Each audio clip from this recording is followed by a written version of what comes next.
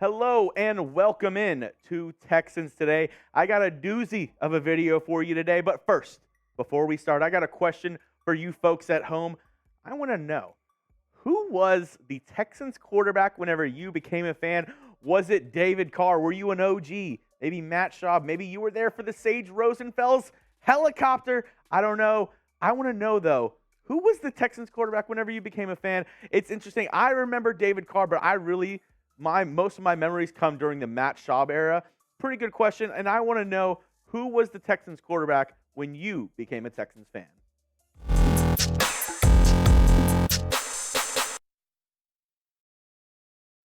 Welcome into today's show, and like I said at the top, we got a doozy for you. Today we're going to be going over some surprise cut candidates, and you might be thinking, what constitutes a surprise cut candidate, Jeremy?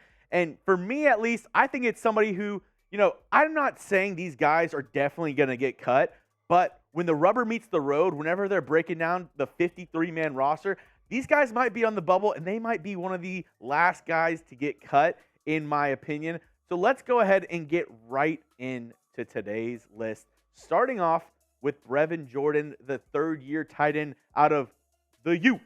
And, he had some flashes his rookie season, but this past year, really did not progress the way a lot of Texans fans wanted to see him go. And then also, this offseason, the Texans went ahead and added another tight end in Dalton Schultz. So where does he stand in this Texans depth chart? I'm not sure. I have him as tight end 3 right now behind Teagan, Quitoriano. Dalton Schultz obviously going to get the workload. But, what is his role? And will the Texans even keep 3 tight ends this season? I'm really not sure. But, his role with this team is very much up in the air. Obviously, a third-year tight end. You don't save a ton of money by cutting this guy, only $940,000, which, to me sounds like a lot. But in the grand scheme of things, for NFL payrolls is not a lot of money. But, I don't think they're going to cut him, obviously, just because you don't save a ton of money. But if you look at his stats from last season, it's not a lot to write home about. 14 receptions for 128 yards. Obviously, you got C.J. Stroud, a much better quarterback, coming into the fold this season. But I love what I saw out of Teagan Quitoriano last year, and I really think that he's going to step in and be that tight end 2 for this Texans team this season. But this is a show for the people, about the people. So I'm going to ask you guys at home, who do you think is going to be tight end 2 this season? We know tight end 1, Dalton Schultz. Who's going to be tight end 2? If you think it's my guy Big Q right here, type in TQ. If you think it's going to be Brevin Jordan, go ahead and type your BJs. Hey, stop laughing. I know you at home. I know you're laughing right now. Stop it. It's not funny, okay? It's just his name, BJ, okay? Go ahead and type it in. You might get into YouTube ad break here. If it is, perfect timing. Go down there and answer today's question. Second on the list is Scott Quessenberry, who, he's very well liked around the Texans organization. I have nothing against Scott, but his play last season was not good. And he's currently the backup, I would say, center guard combo. He did not play well last season. And the Texans drafting Scruggs, I don't know where he stands. And you can actually save quite a bit of money by releasing him, $2.45 million. And if we look at his numbers from last season, it is abysmal. 36.6 overall PFF grade. And I'm not saying PFF is the end-all, be-all, but if you're getting a 25.8 PFF pass blocking grade, you probably did not do well the season before. He, I believe, tied the league for interior O-lineman with 7 sacks allowed last year, which is awful for an interior offensive lineman to allow that many sacks. And like I said, the Texans drafted, all-time name right here, Scruggs, as the proposed starting center for this season. You got Kenyon Green, Shaq Mason.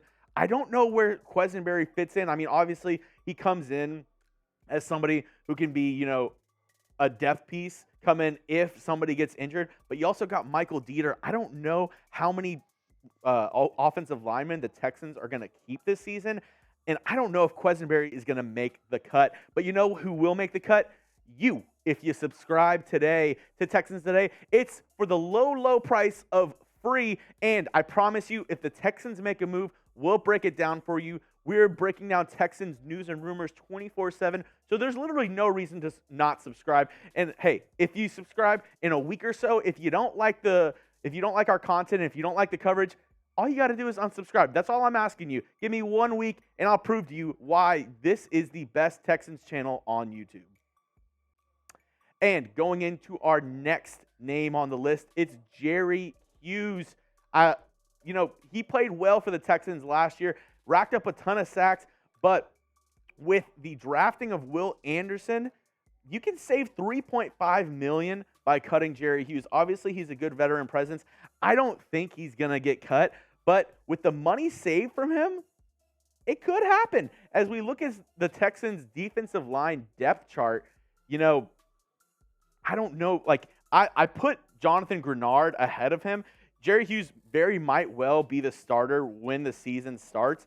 But like I said, there's a lot of young guys, a lot of young defensive ends. Will Anderson, Jonathan Grenard, Horton is another draft pick from this year who could try to get some run. And that's the big question whenever it comes to cutting Jerry Hughes is how much run do the Texans want to give these rookies and give these young players? I mean, Grenard, he's showed flashes. Will Anderson obviously was drafted 3rd overall for a reason. So, I mean, this isn't like an indictment on Jerry Hughes whatsoever, in my opinion. I think he's still got some good play in him. But obviously, 9 sacks last year, 10 tackles for loss. He was a really good player for the Texans last year. But will he get that same run this year? Will he be able to, play all that time? Because I think this is going to be a long play for the Texans when you think about it. You play him this year. If Jerry Hughes does well, that's really good and all. But does it help you going forward? Does it help you in the future to have somebody who's on an expiring contract get all those snaps on your defense rather than a Will Anderson who could be getting those snaps or Jonathan Grenard? I don't think so. So I think that's why it might lead to him getting cut. Like I said, I don't think it happens, but that might be a reason why it does. But I want you to get in the comments and let me know who leads the Texans in sacks this season. I'm crossing my fingers. I'm really hoping it's Will Anderson. Rookie pass rushers, they don't always burst onto the scene. Not a lot of times they get double-digit sacks, but if Will Anderson can get 10 sacks this season, that would be amazing. Hopefully, if you draft somebody with a 3rd overall pick, hopefully he's a generational pass rusher, and we'll see if Will Anderson can do that this season. Let me know who you think leads the Texans in sacks this season. And the last name on this list is going to be Cory Littleton, somebody who the Texans actually signed this offseason. But I'm wondering, does he make the cut after training camp? He is not currently the starter, in my opinion. I have him slated in as a backup, and you can save $1.56 million if you cut Littleton. Look, I don't hate Littleton as a player, but this is another instance where, Denzel Perryman, I think he's obviously the best linebacker that the Texans have right now on the roster. Christian Harris is another really good linebacker. And I have Henry To'o slotted in for that 3rd starting position. And I think this is another example of, they want to get these young guys some more run. They want to have these young guys get a lot more skins on the wall, as you would say. And I don't know how Littleton fits into that. Obviously you also have Christian Kirksey on the roster. Will Littleton make the roster? Probably. But like I said earlier, you want the young guys to get a lot of run this season. This is a team where you don't expect the Texans to compete for a Super Bowl this year, but down the road, you definitely do want these young guys to be contributors for, hopefully, Texans teams that can contend for a title. That's been all my time for today. If you haven't already, follow me on Twitter at Jeremy Chuggs and subscribe to the channel because, like I said, we're breaking down Texans news and rumors every single day. I hope you all have a great Wednesday. Until next time, go Texans.